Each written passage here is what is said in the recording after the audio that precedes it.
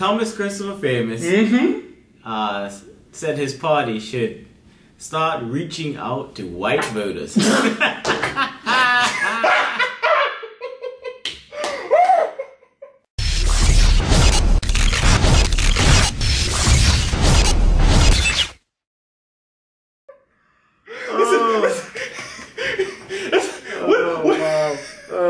What did Brian True say in the comments? That's like Trump trying to get like, listen. All Mexicans, all Latinos, all Muslims, and all people of terrorist descent. Welcome to the Republican Party. We like you. What? We love you. We want you on our side now. He said of terrorist descent?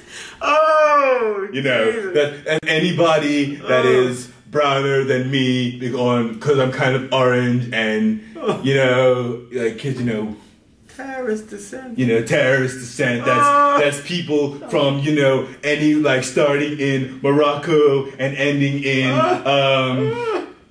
let's say India and North Korea. They're a little darker than us, but maybe not because they're impoverished and, you know, we're better than everybody because, you know, America, AR-15s are still legal. Let's get into this. Good afternoon, good evening, and good night. This is that type of news, or at least what it used to be before we got like 10 lawsuits. We should be on at least on 100 right now. Jesus. And people have actually used that term terrorist descent. Oh, I know. I know, like, they actually use, I never understood what it actually meant. I assumed it was just brown people. Well, I mean... Not black, not white, just like right in between. Other. Maybe not, well, either way. Either way. Speaking of the white people. Mr. Famous. You know, I was reading this article, and I was like, wow, I'm really glad that someone has the goal to actually state the fact that our political landscape is that of race. I mean... We all knew it. We all knew it, but not a lot of politicians speak on it. You know what I mean? It's like an unspoken reality that we know it's all there, we accept it it's all there, but no one ever says anything about it. Yeah, but then I looked at the person saying the words and I said, just 2 days ago, not even, maybe even, I'll give him a week. Just a week ago, Thomas Christopher Famous was on there spouting out some rhetoric directed at white people? Yeah, I mean it's the same PLP rhetoric that typically comes out, which is indirect but direct. It's like indirectly direct. Yes. I feel as though I'm sorry. I feel as though we have, as a viewer, so kindly said to us, Dr. Jekyll and Mr. Hyde, so to speak. Oh yes, Dr. Jekyll and Mr. Hyde. That's what he did say to us. Yes, he did. You know, I was gonna use Bruce Banner and the Hulk, but we like the Hulk too much. Hulk's useful. You know, he is green. Yeah, and it just comes down to, oh yeah, he is green. But it comes down to, if you have somebody hitting the campaign trail, and the PLP was hitting the campaign trail really hard, and during that time, they just were spouting out some stuff that you really had to pay attention to. And I'm not saying that this is not the consensus of people, but I am saying that you can't expect people to want to come over if you're saying what you're saying. And I mean, okay, you want the rat quotes, what your boy say? In the House of Assembly? Since you was there. Which time? Exactly. Oh, I didn't know white people could protest. Oh, this was a lynch mob. Oh, this is unacceptable. Oh, this is just white people doing what white people want to do. And even his Facebook posts. Literally, I tell people all the time, as a black person, as a progressive black person, if you say something that you would find offensive if came from someone that was lighter than you, don't say it at all. Or restructure how you say it. Because the shit that comes out of some of these lots mouth, Christopher Famous included, is niggatry. Well, if you want to, yeah, you want to put a pin on it, yeah. What better word can I use to describe it? It is premium, high-grade negatory. I'm not calling him a nigger. I'm saying he's employing negatory. Because all of us can do it. That word is just... Ugh. But it is a disgusting word. But there is no better definition of what is going on here but negatory. Yeah, and you have to understand, the early, white folks that are generally accepted into the PLP are white apologists. Oh, I'm so sorry for what my ancestors did. This is wrong. This is wrong. I'm so sorry. I must pay you back. I must do this for you and do this for you. And now, listen. Yeah. Listen. To our white viewers.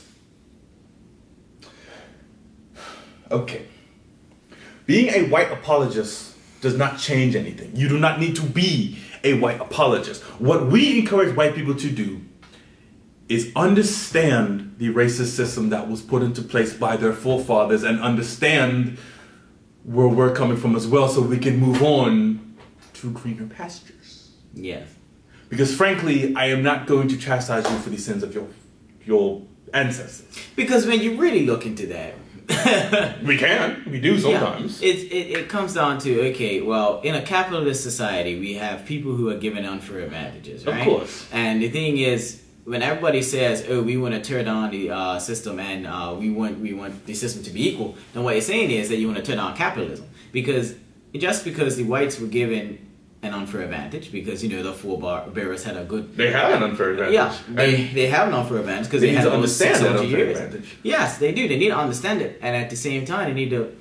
Doesn't mean that they need to inhibit what I call the black disease. They don't need to inhibit it. They need to feed into it. Like a white apologist says to a black person, yes, little DeAndre, I understand. Oh yeah, I was gonna name my son that at one point. But yeah, I understand that the system stacked against you.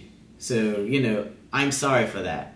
It's my forefathers' fault, and it's just like you hear how that sounds. It sounds so narcissistic, like it's as if we are saying that we as a race are so weak now that we can put all our problems and issues on another race. Actually, that brings me to another thing, and I really don't. Well, I'm not upset about this, but I'm mad that it took this to get us as a people to come together. The only thing I've ever seen unite black people on such a huge level since the 1960s is Black Panther. A movie. Now, first of all, I'm not talking about Black Panther. I'm a comic book fan. So if you think I'm not doing cartwheels in the street and getting one of my favorite black characters some representation, I am so happy. But this is what brought us together. I'm not diminishing it. I'm not saying it's bad, because we came together back. It's good, it's good. But usually we're too busy, pulling each other from underneath each other and pulling each other down from the ladder, and I could go on. I will say, Christopher Famous is definitely putting his foot in the right direction. It's just I want to see that enacted in how you carry yourself online and in the street. I don't ever want to hear anything negative about anything that Christopher Famous has to say negative about white people ever again. I don't ever want to hear it. And if I do hear him say it, I'm on your ass. Because I'm tired of it. I am tired of black people in Bermuda, PLP and OBA supporters. I am tired of them saying, oh, we need white people to do this. We need white people to do this. We need more white people to get involved. But then you say, man, I don't want my son dating no white girl. I don't want this. Why are you going to talk to that white person? Oh, I was speaking to somebody today, and we were having a bit of a debate between evolution and creationism. I believe in evolution because I believe in science. I believe in what I can observe. Regardless, it doesn't matter. But they told me, why would I believe in evolution when evolution was conceived by a white person? We didn't vote for monkeys. White people might have a vote for monkeys. I'm just like... And then you're like, oh, but I'm not racist. What? The PLP has 1.5 white members. Yeah, they have no white cabinet members. No white cabinet members because, well, they had a half a white cabinet member. Yeah, Uncle Zay ran to resign. So Uncle Zay went to resign. And then you got Graham. Whoa. Yo. Either way. And literally, finding a white person at a PLP rally or movement is like trying to find a black person at a Kanye concert. You just don't see them. Was that a good analogy? Yeah, it's pretty good. Thank you. Got that from Donald Glover. He been laughing now. I think that is very funny how we do this in Bermuda. We tend to say a whole lot on the top side, and then our actions always contradict. Because I mean, if you really look at the members of the PLP that are Caucasian and some of the stuff that they put up online and some of the stuff, it's like they almost amalgamated into the black struggle. Mm-hmm. And it's like, that's acceptable because they're saying what we want to hear, right? Now, a white person that comes over and says something like, oh, you know, I employ black comedians and I find them to be lazy. I find it hard to track them down. They're calling out sick, da-da-da-da. And this is a consensus amongst many employees. We don't want to hear that. But we want to just hear somebody say, oh, of course they're lazy because, you know, they have the system on their shoulders and nothing wants the black man to get ahead and this and that and this and that. It's white apologists giving white excuses. Yeah, and I don't want white excuses. Black excuses. White people giving black excuses. Yeah, Jesus, I don't want that. I don't want that for my child. I don't want my child to come up and have somebody apologizing to him about a system that's out to get him. Listen, this system out to get all of us. If you ain't got $1 million in your bank account, this system is not for you. Okay? That's just the truth. Capitalism is not for you. Unfortunately, the people that put capitalism into place were a bunch of powerful, rich white dudes. That's right. And they made sure that they're powerful, rich white children, and they're powerful, rich grandchildren, and family members. Essentially, everybody that looks like this has an advantage over those that look like this. Well, everyone that looks like this that has a high tax rate. Oh yeah, because you know, white. What did Dave Chappelle? The rich whites say that we don't like the poor whites. Yeah, and we don't like the poor whites. But think about it. This has always been the case. While the rich people, who are majority white but not exclusively white, majority white, not exclusively white, are sitting in their big towers watching all of us squabble about race down here. You know, and I mean, I don't think it's any more prevalent than in America where you saw that you had, wow, you know, Donald Trump's going to stand up for us. It's going to bring this back to us. They had Obama. They had, but listen. And all them broke white people like, well, I thought he was going to give me a... Why am I speaking in a Southern accent? That's racist. Well, I'm sorry. It's fine. We all get appropriated on there. But the thing is, in apparently, Bermuda, according to the white apologists, it's okay for me to be racist. But in Bermuda, you have to understand that it's the same principle. You know what I mean? You have a very large black majority, and they're uncriticizable. It goes back to what we said about the ebony and the ivory towers. Yeah, I mean, because if you from the ivory tower say something to somebody that lives in the ebony tower, like let's say the ebony tower guy says, "Oh, you know, today I was bumped into by a white man who refused to apologize to me." The outlook on the situation would be, of course he doesn't apologize to you because he feels like he's better than you. Why would he apologize to you when they've had all the power?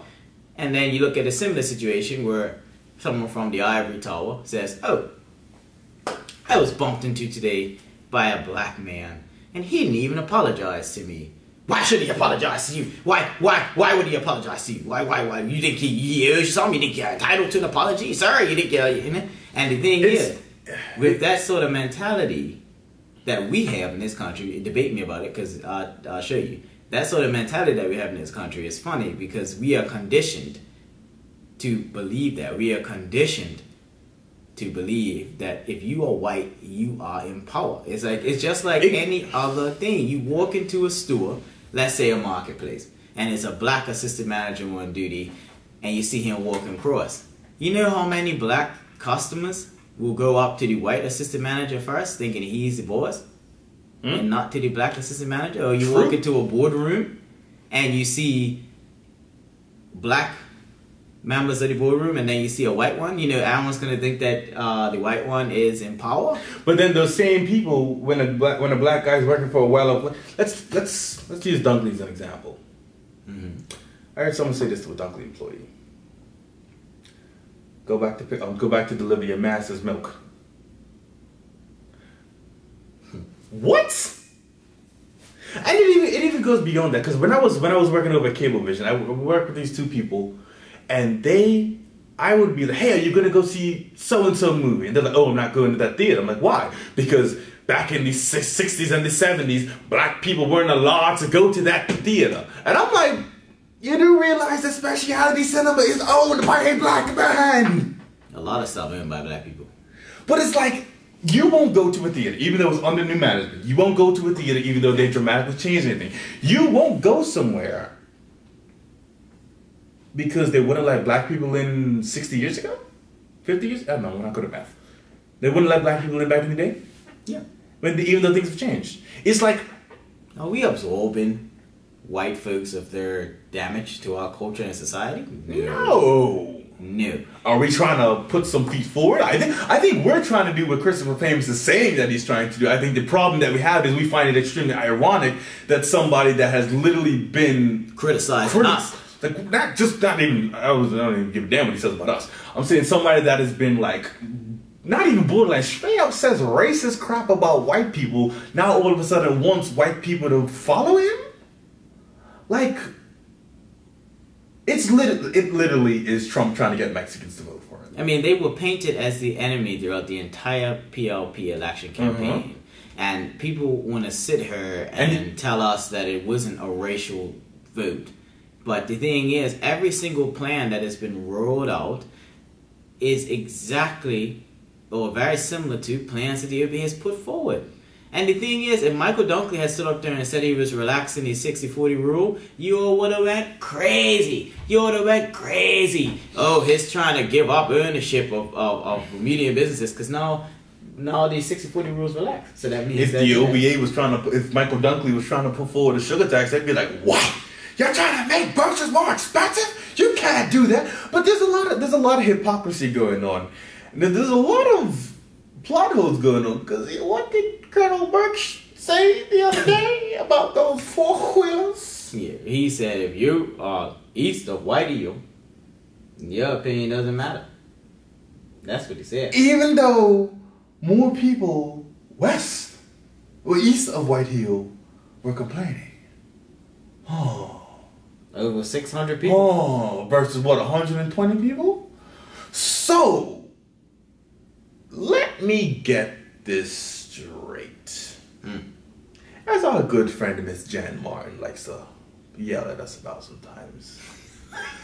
Not Jan. She said that if the people want something, I'm going to talk like Captain Kirk when I say this because I have to speak as dumbly as possible.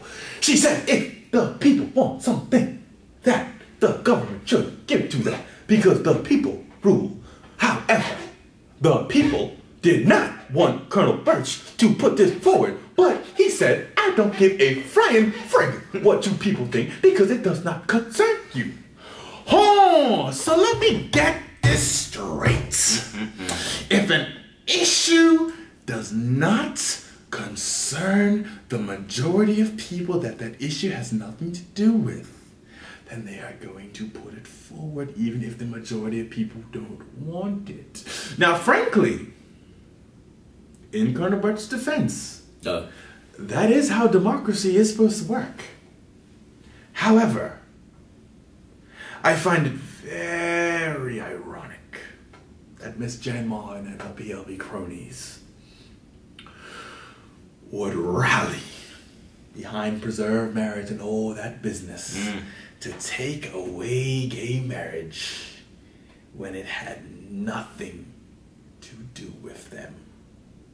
So it shows you what stances the PLP will take and what stances they won't take. Because if you look at it and you say, okay, 600 people signed this, then that has to be a large amount of people. But it had nothing to do with those 40,000. And Colonel Burch, a sitting member of cabinet, is going to tell people who pay his wage that their opinion doesn't matter directly after a kerfuffle where trash wasn't being picked up adequately, a kerfuffle that came from your ministry when you should be on the back foot basically appeasing constituents, you have the gall, the audacity to tell anybody who pays taxes that their opinion does not matter. What I want you to do is to fix yourself, because it's not the first time you've put your foot in your mouth in your long, tragic political career, okay?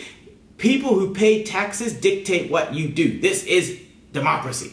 We elect you, we pay so that you can do stuff, and that's it. If you ask the people and they say they don't want ATVs, guess what? Don't put them ATVs in there.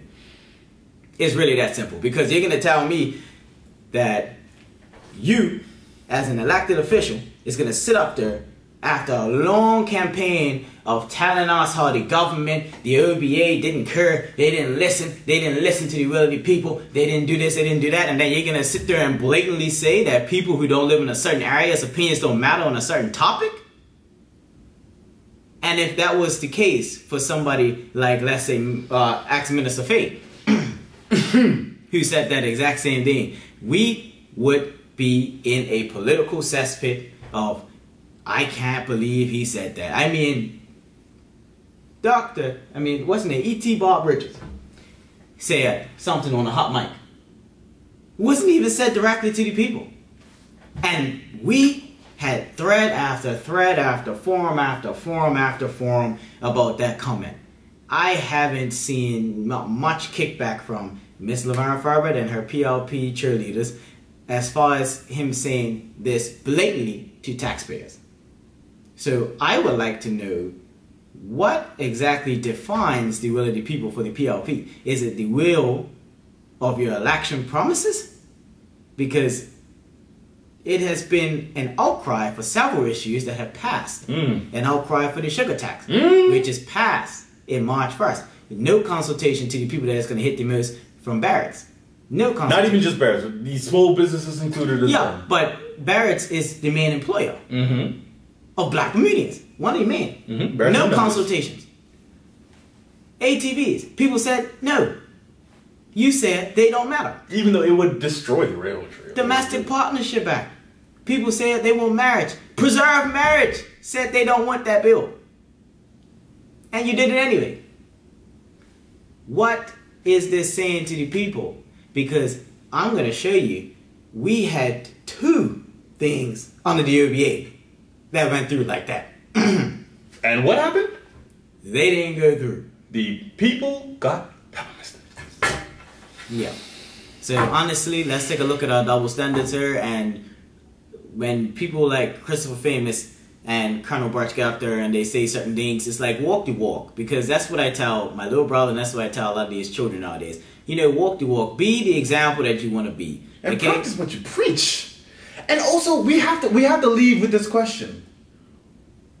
What is the will of the people, and what determines the will of the people? Because clearly, it's not the people.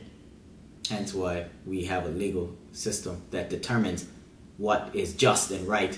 Just like Judge Ada, who determined that marriage being a man and woman is unconstitutional.